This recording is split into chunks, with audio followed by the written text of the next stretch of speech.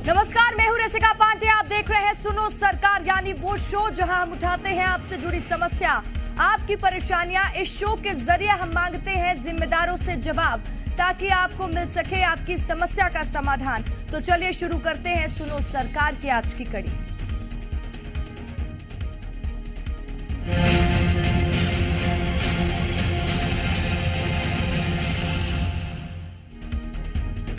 सुनो सरकार में आज सबसे पहले बात राजनांदगांव की सिटी बस सर्विस की। चंद साल पहले लोगों को सहूलियत देने के लिए सिटी बस सेवा शुरू की गई, ताकि लोग कम किराया देकर आवाजाही कर सके।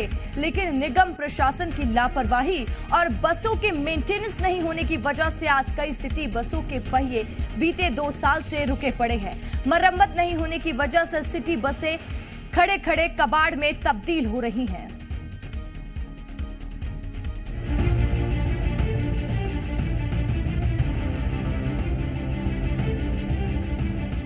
राजनांदगांव में यात्रियों को कम किराए में बेहतर सुविधा देने के लिए कुछ साल पहले सिटी बसों की शुरुआत की गई थी, लेकिन आज इसमें से ज्यादातर बसों की हालत खस्ता है।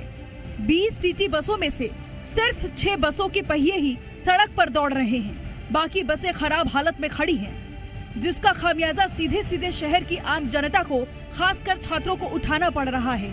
उन्हें मजबूरन ज्यादा किराया देकर प्राइवेट बसों में सफर करना पड़ रहा है। संस्कारधानी सिटी बस सेवा समूह इस सिटी बसों का संचालन करता है, लेकिन बसों की खराब हालत को देखकर अब उन्होंने भी हाथ खड़े कर दिए हैं। उनका कहना है कि बसों की मेंटेनेंस के लिए नगर निगम को पत्र लिखा गया, लेकिन अब तक फंड नहीं मिल पाया है, और जब तक बसों की मेंटेनेंस का फंड नहीं मिलता तब तक बसों के पहिए थमे रहेंगे। लगभग 20 गाड़ियां सिटी बस राजनांदगांव शहर को मिली थी नगर निगम के अंतर्गत चलाने के लिए। तो काफी साल से 4-5 साल से चल रही गाड़ियां, उसमें से कुछ गाड़ियों को मेंटेनेंस 6-7 गाड़ियां खड़ी है, जिसके मेंटेनेंस के अभाव में उसको रखा गया है, और नगर निगम से मांग की गई है कि इसकी मेंटेनेंस करवा दिया जाएगा। हमने लेटर लिख करके दिया है नगर निगम को, तो उन्होंने शासन को भेजा है। जैसे वो आएगा और फंड आएगा तो हम उसको बनवा लेंगे। और कुछ गाड़ियां रुकने की वजह से छात्र छात्राओं को जो दैनिक वेतन होगी उनको भी तकलीफ हो रही है। तो यथाशीघ्र हम शासन से मांग करेंगे कि उसको जल्द से जल्द जो फंड है उसको रिलीज कराया जाए, ताकि हम उसको बना सकें। राजनांदगांव में खैरागढ़, डोंगरगांव, मोहल्ला मानपुर और बालौद जाने के लिए लोग बसों का ही इस्तेमाल करते हैं, क्योंकि इन रूट पर ट्रेन की सुविधा नहीं है। इन्हीं इलाकों के लोगों के लिए सिटी बस सेवा शुरू की गई थी, लेकिन कोरोना काल के बाद से मेंटेनेंस के अभाव में बसें संचालित नहीं हो रही हैं और लोगों को परेशानी उठानी पड़ रही है। विपक्ष इसके लिए सीधे सीधे नगर निगम प्रशासन को जिम्मेदार ठहरा रहा है। आज से लगभग 8-9 साल पहले भारतीय जनता पार्टी की सरकार जब रमन सिंह जी मुख्यमंत्री थे, उस समय आम जनता के हित को देखते हुए और पढ़ाई लिखाई करने के लिए जो गांव से कॉलेज आते हैं उन बच्चों का ध्यान रखते हुए सिटी बस चलाने की व्यवस्था किया गया था। लेकिन दुर्भाग्य की बात है कि 20 सिटी बस जो राजनांदगांव नगर निगम को दिया गया, उसमें से आज की तारीख में 6-7 बसें ही चल रही हैं, वो भी कंडम स्थिति में। बसों की मरम्मत के लिए 1 करोड़ 90 लाख रुपए की मांग राज्य सरकार से की गई है, लेकिन अभी तक फंड नहीं मिल पाया है। लेकिन निगम प्रशासन ये भरोसा जरूर दिला रहा है कि जल्द ही खराब पड़ी बसें जल्द ही सड़क पर दौड़ने लगेंगी। राजनांदगांव क्षेत्र नगर निगम क्षेत्र के लिए 20 बसें स्वीकृत हुई थी। कोरोना काल के समय बसें बंद हो गई थी। अभी वर्तमान में 6 बसें चल रही है और शेष बसों का मेंटेनेंस करना है। उसके लिए शासन को प्राक्कलन भेजा गया है। जैसे ही प्राक्कलन राशि स्वीकृत होती है, उसका मरम्मत करा के शेष बसों को भी प्रारंभ करा देंगे। निगम प्रशासन भले ही सिटी बसों के जल्द दौड़ने का आश्वासन दे रहा है, लेकिन हकीकत ये है कि पिछले लंबे वक्त से लोगों को सिटी बसों की सुविधा नहीं मिल पा रही है। अब देखना होगा कि लोगों का ये इंतजार और कितना लंबा खिंचता है। किशोर सिल्लेदार, जी मीडिया, राजनांदगांव। और हमारे साथ जी मीडिया संवाददाता राजनांदगांव से किशोर सिल्लेदार जुड़ चुके हैं। किशोर, सवाल सबसे बड़ा यही कि आखिर मेंटेनेंस के काम में देरी क्यों हुई, मेंटेनेंस का काम हुआ क्यों नहीं बसों का? लोगों के लिए जो सुविधा लाई गई वो सुविधा से लोग दूर दिखते नजर आ रहे हैं, जिम्मेदार कौन है? देखिए, पूरे ग्रामीण क्षेत्रों की बात करें तो पब्लिक ट्रांसपोर्ट के रूप में सबसे बड़ा एक जो विकल्प होता है वो होता है जो विकल्प होता है वो बस रूट ही होता है। लेकिन राजनांदगांव में जो निजी बस ऑपरेटर है उनको उनसे थोड़ी राहत दिलाने के लिए राजनांदगांव में नगर निगम ने यहाँ पर एक निजी बस सेवा की शुरुआत की थी। 20 बसें पहले शुरुआत में आई थी, करीब 7 से 8 साल पहले। लेकिन कोविड के बाद में लगभग इन बसों के 16 बसों के 17 बसों के पहिए जो है वो थम गए, क्योंकि मेंटेनेंस के अभाव में ये बसें खड़ी रह गई। इसके बाद में जो परिवहन के लिए जो समिति बनाई गई थी उन लोगों ने भी इसमें मेंटेनेंस को लेकर हाथ खड़े कर लिए, क्योंकि इतना रुपया इनके पास में नहीं था। शासन भी इसकी ओर ध्यान नहीं दे रहा था। इसके बाद में प्रशासन की जानकारी में आया है कि करीब 16 बसें जो है वो खड़ी हैं, अलग अलग जगहों पर खड़ी हैं। अब इन बसों को मेंटेनेंस करना है तो इसके लिए 1,90,00,000 रुपए की मांग नगर निगम द्वारा शासन से की गई है। लेकिन अभी तक किसी तरह का कोई फंड नहीं आने से ये बसें यहीं पर अलग अलग जगहों पर बस स्टैंड में, नए बस स्टैंड में और भी जो निजी बस ऑपरेटर है जो ऑपरेट करते थे उनके बस स्थानकों पे ये बसेस खड़ी हुई है। सबसे बड़ा सवाल ये है कि इन बसों से जो यहाँ के जो ग्रामीण इलाकों के जो लोग हैं, शहरी क्षेत्रों में जो यातायात करते थे, उनको जो किराए में राहत मिल रही थी वो अब वहां पर बंद हो चुकी है, क्योंकि उन्हें निजी बसों का ही सहारा बना पड़ा हुआ है। लेकिन अब इसके लिए प्रशासन को, नगर निगम प्रशासन को चाहिए कि जल्द से जल्द ये जो बसें हैं वो शुरू करें, क्योंकि ये अगर इसका मेंटेनेंस नहीं किया गया तो ये फिर पूरी तरह से कंडम हो जाएगी, चलने के योग्य भी नहीं रहेगी। ठीक है, तमाम जानकारी के लिए शुक्रिया किशोर आपका। सुनो सरकार में अब बात स्कूली बच्चों की थाली से गायब होते पोषण की करेंगे। जी हां, मिड डे मील योजना के तहत स्कूली बच्चों को स्कूल में एक वक्त का पौष्टिक आहार दिया जाना था, लेकिन बलरामपुर जिले के कुछ इलाकों में बच्चे के मिड डे मील से ये पोषण गायब नजर आ रहा है।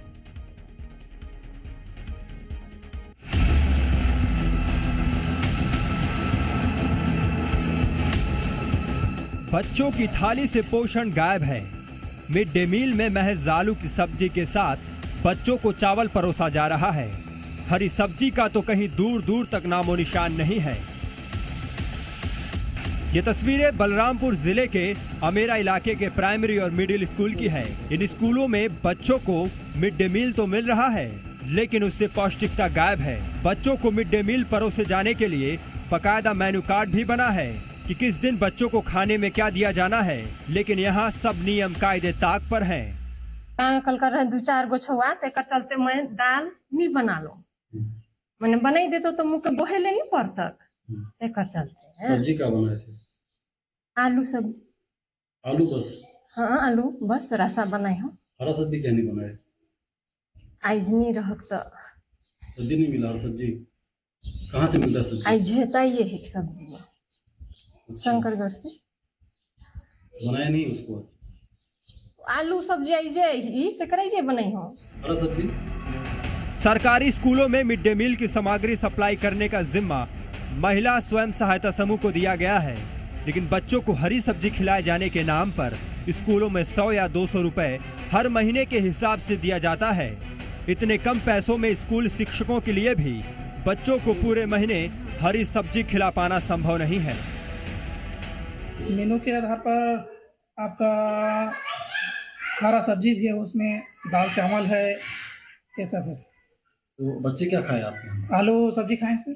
तो हरा सब्जी को नहीं? तो हरा सब्जी सर हमको केवल 100 रुपये दिया जाता है माह में, और उसमें 100 रुपये में जितना बन जाता है बीच बीच में लाते हैं सर। मिड डे मील में हो रही लापरवाही पर अब आला अधिकारी जांच करवाने और लापरवाही बरतने वालों पर कार्रवाई करने का भरोसा दे रहे हैं। अब ये हम तो उसकी तहकीकात करेंगे कि 100 रुपये कितने दिन के लिए दिया गया है और शिक्षक 100 रुपये क्यों लिया। शिक्षकों को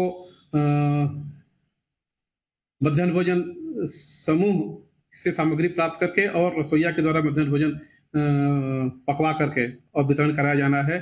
हम इसकी जांच करेंगे और जो भी दोषी होगा उसके ऊपर कार्रवाई होगी।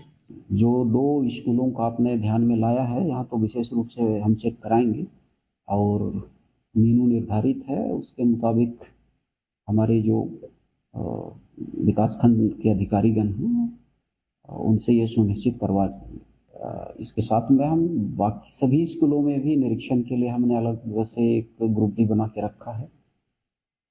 इस मध्याह्न भोजन को भी उसमें जो है शामिल करके लगातार उसको भी चेक करा लेंगे। अधिकारी भले ही जांच कर कार्रवाई का आश्वासन दे रहे हैं, लेकिन अगर अधिकारियों ने पहले से इस पर ध्यान दिया होता तो स्कूल में मिड डे मील सप्लाई करने वाले स्वयं सहायता समूह पर कुछ लगाम लगाई होती तो शायद बच्चों की थाली में पौष्टिक आहार पहले से ही पहुंच जाता। शैलेंद्र बघेल, जी मीडिया, बलरामपुर। तो देखिए बलरामपुर की स्थिति, जहां पर बच्चों को मिड डे मील नहीं मिल रहा, मिड डे मील में सिर्फ आलू चावल दिया जा रहा है, पोषण गायब है। ये लगातार सरकार कोशिश कर रही है कि भरपूर पोषण बच्चों को मिल सके और इसलिए सरकारी स्कूलों में मिड डे मील का आयोजन किया जाता है कि बच्चे घर जैसा खाना खा सकें, लेकिन बच्चे वो खाना खाने के लिए वंचित नजर आ रहे हैं, परेशान नजर आ रहे हैं। तस्वीरों में देखिए कि आलू और चावल बस बच्चों को मिड डे मील में दिया जाता है, क्योंकि यहाँ पर पौष्टिक आहार ही बच्चों की थाली से गायब है। शैलेंद्र बघेल बलरामपुर से जी मीडिया संवाददाता ज्यादा जानकारी के साथ लाइव जुड़ चुके हैं। शैलेंद्र, बच्चों की थाली से पोषण गायब, कौन है जिम्मेदार? जी इसका बता दूं, ये जो मामला है ये शंकरगढ़ विकास खंड का है। एक स्कूल के कई ऐसे स्कूलें हैं जहाँ पे जो सरकार दावा करती है कि पोषण बढ़ाने की पोषण अभियान चला रही है, इसके तहत मध्याह्न भोजन स्कूलों में दिया जा रहा है। इसमें बच्चों को पौष्टिक आहार दिया जा रहा है, गर्म भोजन दिया जा रहा है, बता दें इसके लिए मेनू बनाया गया है। लेकिन आप तस्वीरों में देख सकते हैं कि जो बच्चे हैं उनको सिर्फ आलू की रसे की सब्जी और चावल दिया जा रहा है। हरी सब्जी के लिए जो समूह वहाँ पे जो महिला समूह है राशन सप्लाई की जाती है, महिला समूह द्वारा हरी सब्जी के नाम पे 100 रुपया किसी स्कूल में, किसी में 200 रुपया प्रति महीना, चाहे बच्चा वहाँ पे 100 हो, चाहे 200, चाहे 20 हो। तो आप सोचिए कि 100 रुपया में हरी सब्जी एक महीना को कैसे बच्चे खाएंगे। और दूसरी बात यह है कि जो जिम्मेदार अधिकारी हैं, जिनके ऊपर जिम्मेदारी है जांच करने का कि बच्चों को पौष्टिक आहार मिल रहा है कि मिल रहा है, समय से भोजन मिल रहा है कि नहीं मिल रहा है, वो अपने काम में पूरी तरह से लापरवाही कर रहे हैं। और यही कारण है कि आज बच्चों को पौष्टिक आहार के बदले सिर्फ आलू का सब्जी और चावल मिल रहा है। ये इसका बिल्कुल। तो देखिए बच्चों को अभी तक अच्छे से आहार नहीं मिल रहा है, लगातार सरकार कोशिशें कर रही हैं और ये आवाज सरकार तक पहुंचनी बहुत जरूरी हो जाती है शैलेंद्र, क्योंकि सरकार तमाम कोशिशें करती है, तमाम दावे भी करती है, लेकिन प्रशासन की लापरवाही से या कुछ अधिकारियों की लापरवाही से जो योजना लोगों के लिए बनाई जाती है उसका फायदा लोगों को नहीं मिलता है। जी इसका बता दें कि जो ग्रामीण बच्चे हैं, ग्रामीण स्कूल बच्चे हैं, वो बोलना कम जानते हैं, उनको जो मिल रहा है खा लेते हैं। तो इसमें सबसे बड़ी जिम्मेदारी बनती है जो शिक्षक वहाँ पढ़ाते हैं, क्योंकि शिक्षक पढ़े लिखे होते हैं, उनको समूह जो सप्लाई करता है वो कहीं न कहीं राजनीतिक दबाव में रहता है, राजनीतिक सांठगांठ रखता है। तो शिक्षकों को उस समूह से बात करना चाहिए कि आपको जो शासन निर्धारित किया है वो मेनू, वो राशन हमको दीजिए ताकि हम बच्चों को खिला सके।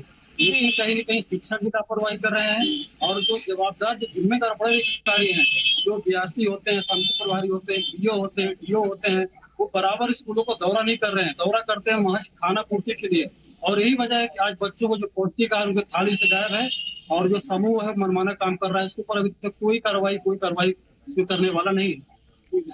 बिल्कुल शैलेंद्र, कई तरह के सवाल हैं, क्योंकि देखिए योजना को धरातल तक पहुंचाना, लोगों के बीच तक पहुंचाना, जिन अधिकारियों को जिम्मेदारी दी जाती है उनको भी अपनी जिम्मेदारी का बखूबी ध्यान रखना चाहिए।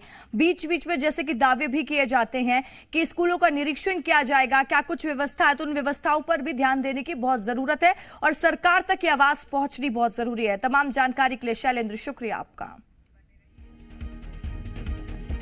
तो चलिए मिड डे मील के बाद अब बात उन स्कूली शिक्षकों की करते हैं जिनकी मनमानी बच्चों की पढ़ाई पर भारी पड़ रही है। बलरामपुर जिले के कुछ स्कूलों में कुछ स्कूली शिक्षकों की ऐसी मनमानी चल रही है जिसके चलते या तो स्कूल बंद रहते हैं या फिर शिक्षक स्कूल से नदारद रहते हैं।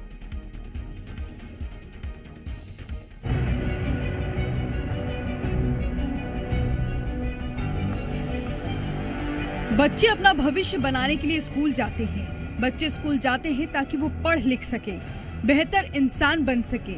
लेकिन स्कूल जाने पर अगर बच्चों को स्कूल ही बंद मिले या फिर स्कूल खुला भी हो लेकिन उसमें पढ़ाने वाले टीचर ही ना हो तो बच्चे अपना भविष्य भला कैसे संवारे।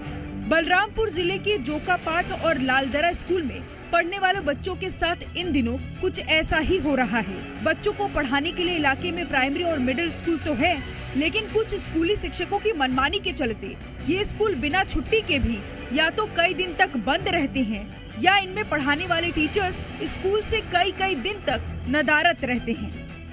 मैं अभी जहाँ पे खड़ा हूँ पीछे एक स्कूल प्राथमिक शाला है। आप देख सकते हैं कि प्राथमिक शाला में ताला बंद है और यहाँ पे शिक्षक नहीं है और छात्र भी नहीं है।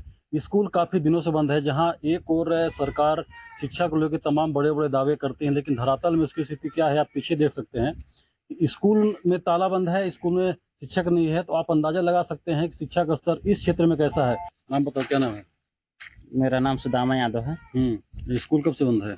स्कूल तो इससे आते हैं आने के लिए बीच में। आज खुला है बंद है? अभी तो भाई बंद है। क्या नाम तुम्हारा है? सुरेश यादव। सुरेश, स्कूल बताओ, खुला है बंद है?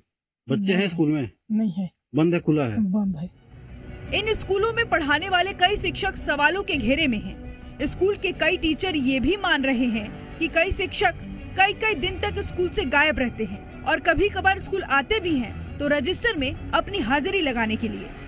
अधिकारी दौरे पे नहीं आते? अभी तक तो नहीं आए सर, मेरे आने से। अभी मेरा क्या है, पहले अभी जुलाई में अभी हुआ है, उससे पहले पता नहीं आते थे नहीं आते, तो ये नहीं पता है।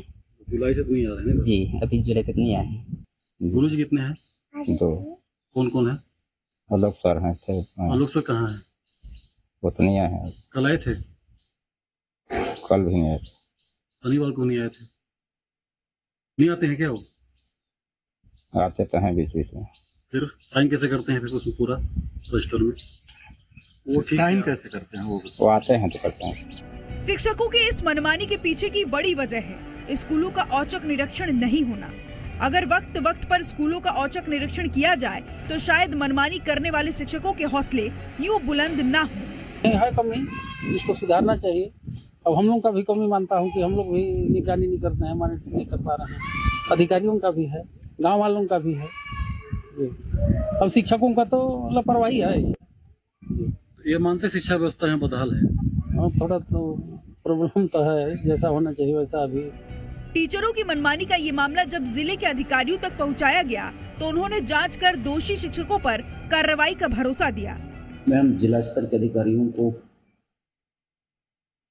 इन आंगनबाड़ी और स्कूलों का निरीक्षण करवाएंगे। जो भी लापरवाही जिन भी कर्मचारियों के द्वारा बरती गई है उसके विरुद्ध जो है कार्रवाई करेंगे, करा लेंगे। शिक्षा विभाग के अधिकारियों को बता दिया है। अब अधिकारी निरीक्षण कर कार्रवाई का आश्वासन दे रहे हैं।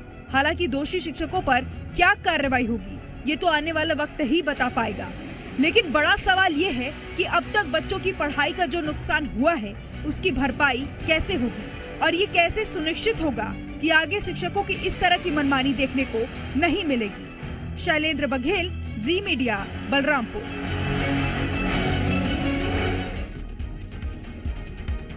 और फिलहाल सुनो सरकार में इतना ही। कल फिर हाजिर होंगे नए मुद्दे के साथ। तब तक आप बने रहिए जी मध्य प्रदेश छत्तीसगढ़ के साथ।